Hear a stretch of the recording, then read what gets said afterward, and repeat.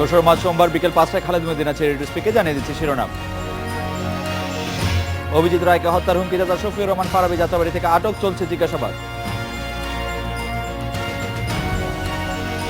অবরোধে নাশকতার মামলায় কারাগারে আর আত্মগোপনে 5 সিটি মেয়র, থমকে আছে নাগরিক সেবা। একদিনের সফরে ঢাকায় ভারতের পররাষ্ট্র সচিব সুব্রমণিয়াম জয়শঙ্কর, পররাষ্ট্র সচিবের সাথে বৈঠক অনুষ্ঠিত।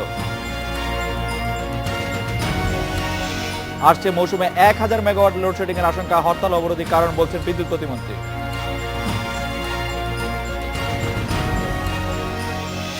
ভারত থেকে সোয়াইন ফ্লু সংক্রমণ ঠেকাতে বন্দরে কড়া নজরদারি সিদ্ধান্ত, সীমান্তে দায়িত্বে অবহেলার অভিযোগ।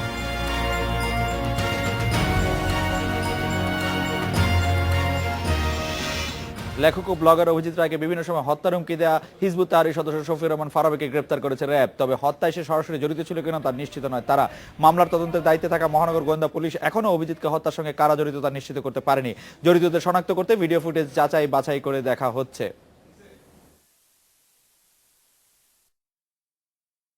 বিজ্ঞান বিষয়ক লেখক ও ব্লগার অভিজিৎ রায় হত্যার পর থেকেই সন্দেহের শীর্ষে ছিলেন নিষিদ্ধ জঙ্গি সংগঠন হিজবুত তাহরীর সদস্য শফিউর রহমান ফারাবী।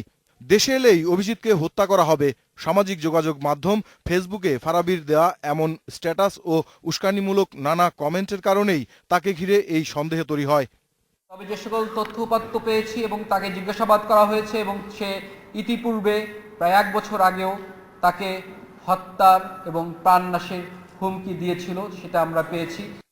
তবে ফারাবী খুনের ঘটনার সাথে সরাসরি জড়িত কিনা তা নিশ্চিত নয় র্যাব। হত্যাকাণ্ডের হুমকি দিয়েছিল সেটা সে স্বীকার করেছে এবং তার বিভিন্ন যে ফেসবুক যে স্ট্যাটাসে যেগুলো শেয়ার করেছিল সেখানে আসলে এর অনেকগুলি সংশ্লিষ্টতা পাওয়া যাবে। এদিকে আলোচিত এই হত্যা মামলার তদন্তে দৃশ্যত কোনো অগ্রগতি নেই বলে জানিয়েছেন ঢাকা মহানগর গোয়েন্দা পুলিশের যুগ্ম কমিশনার মনিরুল ইসলাম। বই মেলার কিছু সিসিটিভির ফুটেজ নিয়ে এসেছি, প্রত্যক্ষদর্শী 2-1 ছিল, তাদের সাথে আমরা কথা বলার চেষ্টা করছি। তো সবকিছু মিলিয়ে হত্যাকারী কারা তাদেরকে খুঁজে বের করার, শনাক্ত এবং গ্রেপ্তারের চেষ্টা চলবে। ইসলামী উগ্রপন্থী কোনো সংগঠন এই হত্যার ঘটনা ঘটিয়েছে এবং ফারাবী এর একজন সন্দেহভাজন বলেও জানিয়েছেন তিনি। অত্যন্ত জটিল এবং এফবিআই এর পক্ষ থেকে তদন্তে অংশ নেওয়ার ব্যাপারে আনুষ্ঠানিকভাবে কোনো প্রস্তাব এখনো আসেনি বলেও জানান এই কর্মকর্তা। Mahbub Alam, independent news, Dhaka. সহকর্মী মাহবুব আলম সঙ্গে আছেন। জনাব মাহবুব আলম, আপনার কাছে প্রথমেই জানতে চাইবো যে অভিজিৎ যেখানে আক্রান্ত হন সেই এলাকায় কিছু ভিডিও ফুটেজ পাওয়ার কথা আমরা শুনছি যেদিন ঘটনা ঘটেছে তারপর থেকে। সেই ভিডিও ফুটেজে কি আছে সেই রকম কোনো কিছুকে আপনারা জানতে পেরেছেন, জানানো হয়েছে আপনাদের? জি খালেদ, এখানে খুব মজার একটি তথ্য আপনাকে আমি জানাতে চাই। সেটি হচ্ছে যে আজকে 2 দিন ধরে গণমাধ্যম এবং বিশেষ করে প্রিন্ট মিডিয়ায় যেটি বলা হচ্ছে যে গোয়েন্দা সংস্থার সদস্যরা, বিশেষ করে মামলার যে তদন্তকারী সংস্থা ঢাকা মহানগর গোয়েন্দা পুলিশ, এরা বাংলা একাডেমি থেকে বেশ কিছু ভিডিও ফুটেজ সংগ্রহ করেছে। সেই ফুটেজ দেখে মূলত খুনিদের শনাক্ত করার একটি প্রচেষ্টা চালিয়ে যাচ্ছে মামলার এই তদন্ত সংস্থা।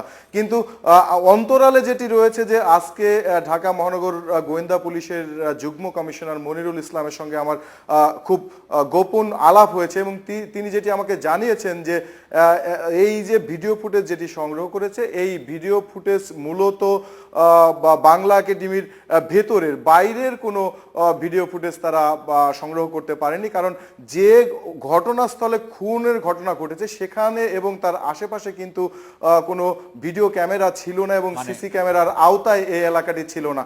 এই কারণে শুধু বই মেলার যে চিত্র সেটি ক্লোজ সার্কিট ক্যামেরায় পাওয়া গেছে এবং সেখানে হাজার হাজার মানুষের ছবি রয়েছে। সেটি দেখে আসলে শনাক্ত করার কোনো অবস্থা আসলে নেই। খালেদ, অভিজিৎকে রক্ষায় কিছু পুলিশ সদস্যের বিরুদ্ধে গাফিলতির অভিযোগ ছিল, তাদের বিষয়ে এখন পর্যন্ত কি ব্যবস্থা নেওয়া হয়েছে? জি, আপনি জানেন যে যে মর্মস্পদ ঘটনা ঘটেছে, যেখানে মর্মান্তিকভাবে নৃশংসভাবে কুপিয়ে অভিজিৎকে খুন করা হয়েছে এবং তার সহধর্মিণীকে আহত করা হয়েছে, ঠিক সেই ঘটনাস্থলের 2 গজ পাশেই আপনি দেখেছেন যে সশস্ত্র অবস্থায় একজন পুলিশ সদস্য দাঁড়িয়েছিলেন। তার বিরুদ্ধে কি ধরনের ব্যবস্থা নেওয়া হয়েছে সেটি আসলে জানতে চেয়েছিলাম আজকে আমি। সে বিষয়ে আসলে কোনো সদুত্তর দেননি এবং তবে তুই বলেছেন যে এই ঘটনায় যদি কোনো পুলিশ সদস্যের গাফিলতি থাকে, খুনিদের ধরার ব্যাপারে কিংবা খুনিদের পালিয়ে যাওয়ার ব্যাপারে যদি কোনো পুলিশের অবহেলা থাকে, তাহলে তাকে চিহ্নিত করা হবে এবং তার বিরুদ্ধে কঠোর আইনানুগ ব্যবস্থা নেওয়া হবে, সেটি নিশ্চিত করেছেন পুলিশের ঊর্ধ্বতন কর্মকর্তা। মাহবুব আলম, আমরা আমরা আমরা জানলাম যে এফবিআই এর প্রস্তাবনা সম্পর্কে, এফবিআই যে সাহায্য করার প্রস্তাব দিয়েছিল এই তদন্তে, তার কোনো আনুষ্ঠানিক প্রস্তাবনা তারা এখনো পাননি বলে জানিয়েছেন আপনাদেরকে পুলিশ কর্মকর্তারা। কিন্তু আমরা আজকে খবরের কাগজে পড়ছি যে এফবিআই আসলে তাদের কাছে সাহায্যের প্রস্তাব বাড়িয়ে দিয়েছে। এই দুটি বক্তব্য দুই রকম কেন হলো?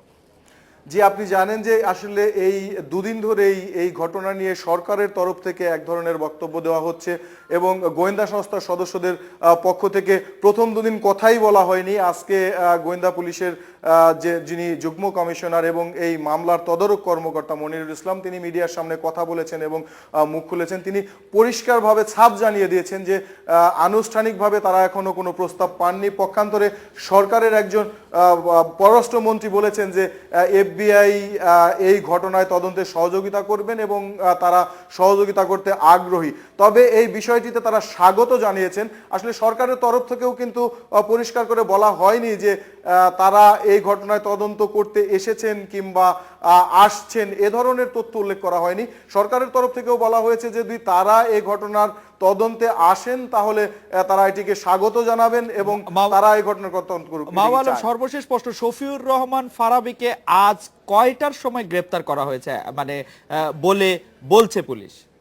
জি, আপনি জানেন যে আসলে শফিউর রহমান ফারাবীকে রাজধানীর যাত্রাবাড়ি এলাকা থেকে দুপুর নাগাদ আটক করা হয়েছে এবং এই গ্রেপ্তারের সুনির্দিষ্ট আসলে টাইম সংবাদ সম্মেলনে বলা হয়নি। তবে প্রেস রিলিজ দেওয়া হয়েছে, সেটিতে উল্লেখ করা হয়েছে দুপুরের কিছুক্ষণ আগে রাজধানীর যাত্রাবাড়ি এলাকা থেকে তাকে গ্রেপ্তার করা হয়েছে। দুপুরে কিছুক্ষণ আগে মানে ঘড়ির কোনো সময়ের কথা বলা হয়েছে? দুপুর তো একটা লম্বা সময়, মানে কোনো টাইমিং এর কথা কি বলা হয়েছে?